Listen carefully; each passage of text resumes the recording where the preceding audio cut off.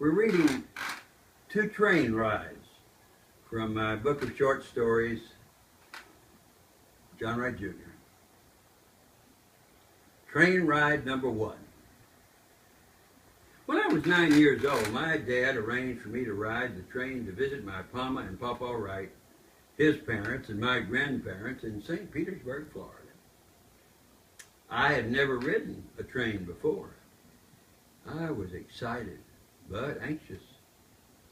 Good planner that Daddy was, the day he took me to board the train, he introduced me to the traveler's aid lady who had a desk at the old Birmingham terminal station. The nice lady explained to me that I would make 2 train changes that another traveler's aid lady would help me make. My first change of trains, when I got to Atlanta, a porter met me when I got off the train in Atlanta and took me to the traveler's aid lady there. And I remember she advised me to give the porter a tip for carrying my bag.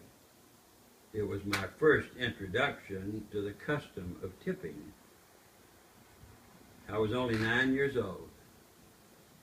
I had to change trains once more about 2 o'clock the next morning. As the car I first rode in was chugging down the tracks towards Atlanta, I remember 2 drunks were near where I sat. They were talking loudly and telling an offensive anti-Catholic joke about nuns. Even at an early age, I remembered the ugliness of the joke because good nuns had taught me since I was at kindergarten at St. Paul's Catholic School in Birmingham, Alabama. One of the men also threw a cap from a whiskey bottle over the seat where I was trying to take a nap. They laughed real loud about it, and I was scared. Pretty soon, a man wearing a white coat came through the car and asked me if I wanted a pillow. I told him yes, and I paid him a quarter. Sometime after I fell asleep, the conductor woke me to say I would soon be getting off to board the second train, which would go to St. Petersburg. As I was walking off the train, carrying my bag in one hand and my pillow in the other, the conductor suddenly yelled at me, "Boy, where are you going with that pillow?" "I bought it," I replied, with assurance. "You didn't buy it, you rented it," he explained. Sheepishly, I handed him what I thought was my pillow. I did a lot of growing up on my first train ride. I'm hurrying, that's why I'm messing up, I'm sorry. Train ride number 2.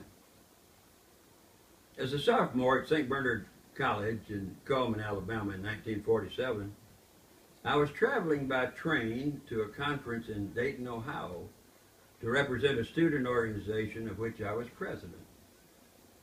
As I sat in the Cullman train station, anxiously awaiting the beginning of what I thought would be an exciting trip, I got lost in my thoughts.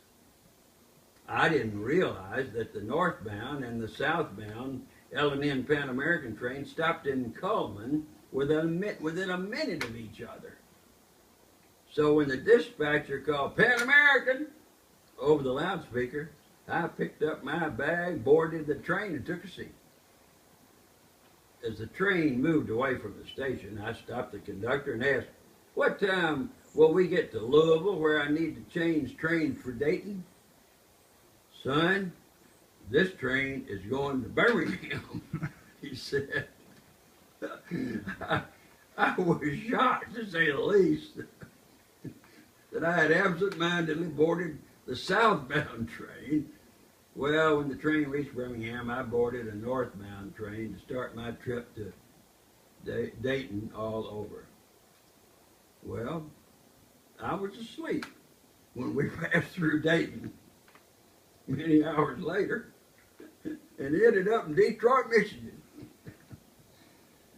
Train depot. When I saw customers at the newsstand paying for items with Canadian money, I thought to myself, Lordy, I'm a long way from Alabama. I finally got to the conference that day, but a day late. But you know, I sure did have a doozy of an answer when folks when I met, asked me, how was my trip to Alabama, from Alabama? I'm just in a hell of a hurry. That's no way to do it. You can't read stuff like this when you're